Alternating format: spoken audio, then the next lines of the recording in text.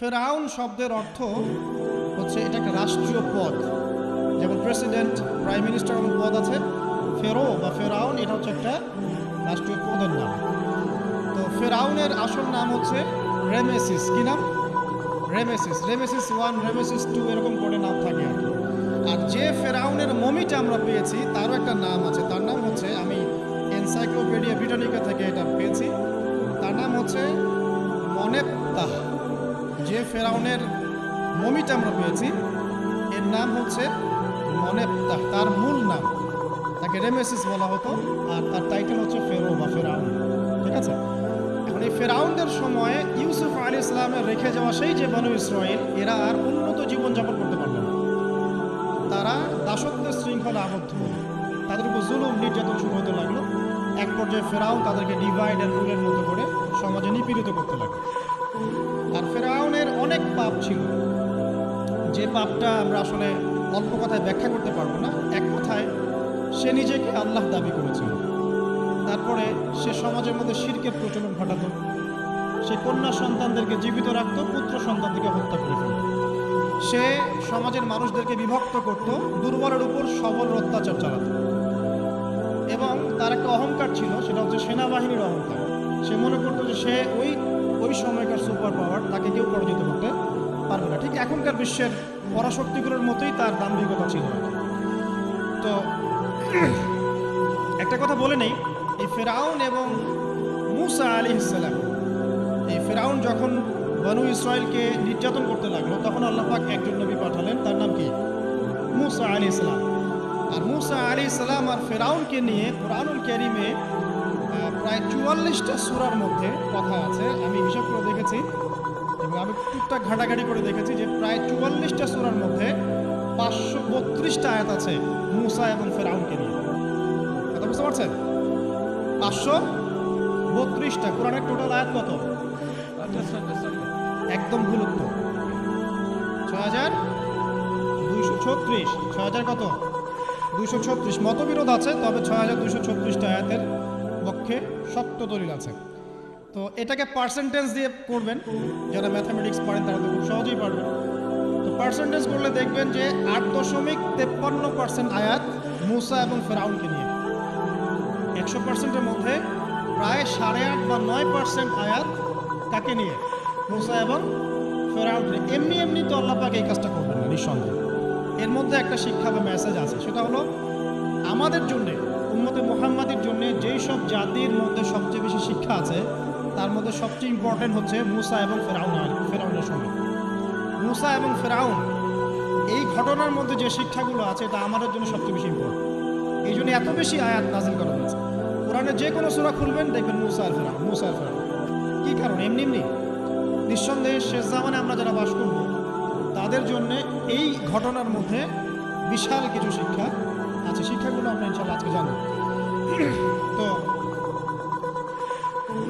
এখন মূসা আলাইহিস সালাম এই ফেরাউনের যুগে জন্মলাভ করলেন।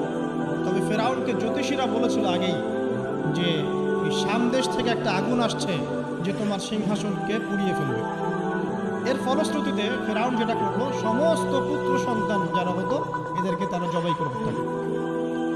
যখন জনগণ বলল যে কাজটা খুব খারাপ, প্রতিবাদ শুরু হলো, তখন 1 বছর গ্যাপ দেওয়া শুরু করলো।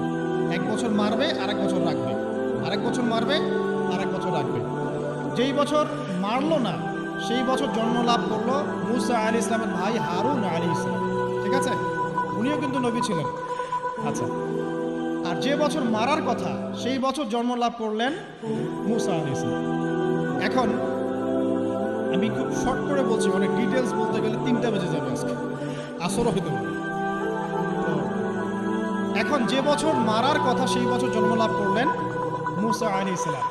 এখন মূসা আলাইহিস সালামের মা কিন্তু তখন খুব শঙ্কিত, ফেরাউন তার সন্তানকে হত্যা করবে। আল্লাহ রাব্বুল আলামিন কোরআনের মধ্যে বলেছেন সূরা কাসাসের মধ্যে। কোন সূরা? সূরা কাসাস। আমি 2টা সূরার নাম বলছি, আজকে বাসায় গিয়ে পড়বেন। এই 2টা সূরার মধ্যে সবচেয়ে বেশি হিস্ট্রি আছে মূসা এবং ফেরাউন এই বিষয়টার উপর। একটা সূরার নাম হচ্ছে সূরা তাহা, এখানে সুন্দর করে ধারাবাহিকভাবে গল্পটা দেওয়া আছে। একটা সূরা হচ্ছে সূরা কাসাস। এই দুটো পড়ুন, অর্থ সহ। তো মূসা মুসা আলাইহিস সালামের মায়ের হৃদয়টা খুব শঙ্কিত ছিল যে তার সন্তানকে হত্যা করে ফেলা হবে। আল্লাহ রাব্বুল আলামিন বলছেন যে আমি তার কলবে ইলহাম করলাম। সুবহানাল্লাহ। আল্লাহ পাক তার মায়ের কলবের মধ্যে ইলহাম, মানে কি? ইলহাম হচ্ছে আল্লাহর পক্ষ থেকে প্রত্যাদেশ না, ওহী না, কিন্তু একটা বুঝ বা একটা নূর, একটা তাজাল্লি, একটা বসিরা ঢেলে দেওয়া। এটা কিন্তু নবুয়ত না, একটা কাজের চেতনা বা দৃঢ়তা আল্লাহর পক্ষ থেকে ঢেলে দেওয়া। ঠিক আছে? তো তার মায়ের কলবের মধ্যে আল্লাহ রাব্বুল আলামিন ইলহাম করলেন যে তুমি তোমার সন্তানটাকে সিন্ধুকের মধ্যে ভরে ভাসিয়ে দাও নীল নদে। এখন তার মায়ের কলব, তার মায়ের হৃদয় ছটফট করতে লাগলো, কারণ কোনো মাই তো চাইবে না তার সন্তানকে এভাবে ভাসিয়ে দিতে। আল্লাহ পাক বলছেন যদি না আমি তার হৃদয়টাকে শক্ত করতাম তাহলে সে বিচলিত হয়ে পড়ত। আল্লাহ পাক তার হৃদয়টাকে শক্ত করলেন, সে বিচলিত হলো না, সন্তানকে ভাসিয়ে দিল। এবার সন্তান ভাসতে ভাসতে ভাসতে কোথায় যাচ্ছে? যেখানে ফেরাউনের স্ত্রী গোসল করছে। কথা কি বুঝতে পারছেন? খুব চমৎকার হিস্ট্রি কিন্তু গল্পটা। এবং গল্প মানে এখানে আসলে গাল গল্প না, এগুলো সত্য ঘটনা। এক একটা বর্ণ তেমন সত্য যেমন সূর্য পূর্ব দিক থেকে ওঠে এবং পশ্চিমে ডোবে। এটা যেমন সত্য, এর এক একটা বর্ণ সত্য, এগুলো কোনো গাল গল্প নয়। এবার ফেরাউনের স্ত্রী আসিয়া সে সিন্দুক পেয়েছে। মুসা আলাইহিস সালামকে আল্লাহ পাক বলছেন যে আমি মুসা আলাইহিস সালামের চেহারার মধ্যে মোহাব্বত বা ভালোবাসা ঢেলে দিয়েছিলাম। তার চেহারা যেই দেখতো তাকে ভালোবাসত, বুঝছেন? ভালোবাসা ঢেলে দিয়েছে। এবার ফেরাউনের স্ত্রী আসিয়া, এখানে আসিয়া নাম, অন্য একজন স্ত্রী হয়তো, তিনি বলছেন যে ফেরাউনকে বলছে যে একে আমরা আমাদের কাছে রেখে দিই, হয়তোবা সে আমাদের উপকারে আসবে, অথবা তাকে আমরা সন্তান হিসেবে গ্রহণ করতে পারি। লা তাকতুলুহু, তাকে হত্যা করুন। আসা আন ইয়ানফা'না আও নাত্তাখিযাহু ওয়ালাদা, এরকম করে আল্লাহ পাক বলেছেন কোরআনে। তো ফেরাউন তার স্ত্রীর কথা শুনল এবং তাকে না হত্যা করে রেখে দিল। আর আল্লাহ রাব্বুল আলামিনের কি কৌশল! ওয়া মাকারু ওয়া মাকারাল্লাহ, যেই মূসাকে হত্যা করার জন্য বছরের পর বছর হাজার হাজার শিশুকে হত্যা করা হয়েছে, সংখ্যাটা লাখ লাখও হতে পারে, সেই মূসা আলাইহিস সালামকে আল্লাহ পাক ফেরাউনের ঘরেই লালন পালন করতে লাগলেন। চিন্তা করলেন? এবার মূসা আলাইহিস সালাম যখন যুবক হলেন, আমি সংক্ষিপ্ত করছি, যখন যুবক হলেন তখন একদিন দেখলেন যে রাস্তায় দুজন ব্যক্তি ঝগড়া করছে। সূরা কসসের মধ্যে আছে, ফাইটিং, স্ট্রিট ফাইট। তো একজন ব্যক্তি হচ্ছেন বনু ইসরাইলের, আরেকজন হচ্ছে ফেরাউনের সেনাবাহিনীর। এখন মূসা আলাইহিস সালাম কার পক্ষ নেবেন? তিনি বনু ইসরাইলের পক্ষ নিলেন। তিনি গিয়ে তাকে বাঁচানোর চেষ্টা করলেন এবং শুধু একটা ঘুষি দিয়েছেন, একটা ঘুষি, এবং এই একটা ঘুষিতেই সেই ব্যক্তির ডেথ। এটা কোরআনে আছে, সূরা কসস। তার মানে কোরআন দলিল দিচ্ছে যে মানুষের বডিতে এমন এমন পার্টস আছে, এমন এমন জায়গা আছে যেখানে একটা ঘুষি মারলেও মানুষ মারা যেতে পারে। কি বুঝলেন? যারা মার্শাল আর্ট শিখেছেন বা শিখছেন তারা এটা আরও ভালো বুঝবেন। মানুষের এই বডিতে এমন অনেকগুলো জায়গা আছে, 7টা বা 8টা বা 10টার মতো, যেখানে একটা ঘুষি দিলেও মানুষ মরতে পারে। তো ভালো কিছু শিখলেন, ঠিক আছে? টিকটক প্রজন্ম না হয় আর এই মোবাইলে লুডু না খেলে ভালো কিছু শিখেন, ইনশাআল্লাহ কাজে দিবে। আত্মরক্ষা শেখা খারাপ? আচ্ছা, তো তবে দাড়ি টুপি নিয়ে শিখতে যান না, সমস্যা করতে পারে। এখন একটা ঘুষিতে সেই ব্যক্তি মারা গেল। তার পরের দিন আবার দেখা গেল যে ওই ব্যক্তি যাকে তিনি বাঁচিয়েছেন সেই ব্যক্তি আর আরেকজন সেনাবাহিনীর সদস্য আবার মারা গেছে। এবার মূসা আলাইহিস সালাম বললেন যে তুমি তো একটা বোকা মানুষ। এবার সে আবার চড়াও হতে শুরু করলো মূসা আলাইহিস সালাম, কিন্তু এবার একজন ব্যক্তি এসে তাকে বললেন যে গতকাল তুমি কিন্তু একজনকে হত্যা করেছো এক ঘুষিতে, আজকে আবার তুমি এই কাজ করতে যাচ্ছ, তুমি তো এখানে স্বৈরাচারের মতো আচরণ করছো। মূসা আলাইহিস সালাম তখন আল্লাহর কাছে ক্ষমা চাইলেন, বললেন ইন্নাহু হাযা মিন আমালিশ শাইতান, এটা তো শয়তানের মতো কাজ, শয়তানের কাজ হয়ে গেল। রব্বিক ফিরলি, আল্লাহ আমাকে মাফ করে দিন। ফাগফার আল্লাহ, আল্লাহ পাক বলছেন আমি তাকে মাফ করে দিলাম। তিনি তো ইচ্ছাকৃতভাবে করেন নাই, বলছেন আনইনটেনশনালি এটা হয়ে গেছে। কিন্তু এখন ফেরাউন মূসা আলাইহিস সালামকে ধাওয়া করতে শুরু করলো, কারণ ফেরাউনের দৃষ্টিতে মূসা আলাইহিস সালাম একটা মার্ডার করেছে, তার দৃষ্টিতে। মূসা আলাইহিস সালাম তো আর এটা করেন নাই, ইচ্ছা করে এটা হয়নি, অ্যাক্সিডেন্টলি হয়ে গেছে। এখন মুসা আলাইহিস সালামকে এক ব্যক্তি এসে বলল, তুমি এখান থেকে তাড়াতাড়ি পালাও, এই মিশরে থাকলে ফেরাউন তোমাকে ধরে এখন শাস্তি দিবে। এখন মুসা আলাইহিস সালাম বাধ্য হয়ে মিশর থেকে চলে যাচ্ছেন কোথায়? মাদিয়ান। কোন জায়গা? মাদিয়ান। এটাও আরবের মধ্যে একটা জায়গা, যেই জায়গার নবী হচ্ছেন শুআয়ব আলাইহিস সালাম। কি নাম? আচ্ছা, এবার শুআয়ব আলাইহিস সালামের সেই কওমে মুসা আলাইহিস সালাম গেলেন, না খাবার আছে, না পানি, না কাপড়, কিছুই নেই, একদম রিক্ত হস্ত। সেখানে গিয়ে তিনি দেখলেন যে এমনই একটা জলাশয়, হয়তোবা আল্লাহ ভালো জানেন, সেই জলাশয়ের কাছে কিছু মানুষ পানি পান করাচ্ছে গবাদি পশুদেরকে।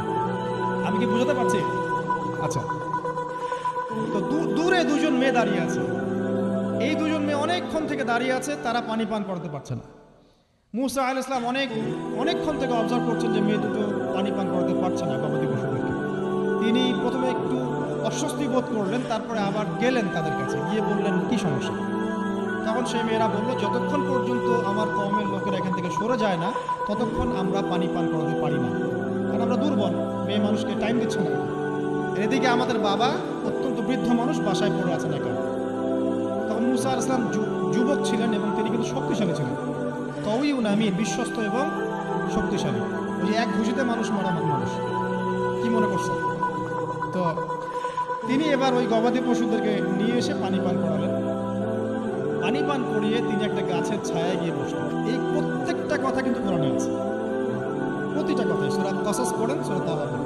গাছের ছায়ায় বসে তিনি একটা দোয়া করছেন, এবার হাত উঁচু করে দোয়া করছেন, রব্বি, হে আমার প্রতিপালক, ইন্নী লিমা আনজালতা ইলাইয়া মিন খাইরিন ফাকির। হে আল্লাহ, আপনি আমার প্রতি যে রহমত বা যে করুণা বর্ষণ করবেন, এর জন্য আমি ফকির হয়ে বসে আছি। দোয়ার ভাষাটা শুনছেন? আল্লাহ, আপনি আমার প্রতি যে করুণা বর্ষণ করবেন, আমি এর জন্য ফকির হয়ে বসে আছি। তো প্রত্যেকটা নেক কাজ করার পরে এরকম দোয়া করা সুন্নাত, দোয়া কবুল হয়ে যাবে ইনশাআল্লাহ। দোয়া সাথে সাথে কবুল হয়ে গেল। এখন ওই দুইজন মেয়ের মধ্যে একজন মেয়ে হেঁটে হেঁটে আসছে। ওই মেয়ে কিভাবে হেঁটে এসেছে সেটাও কোরআন বলেছে, কিভাবে হেঁটে এসেছে সেটাও কোরআনে বলেছে সূরা কসসের মধ্যে।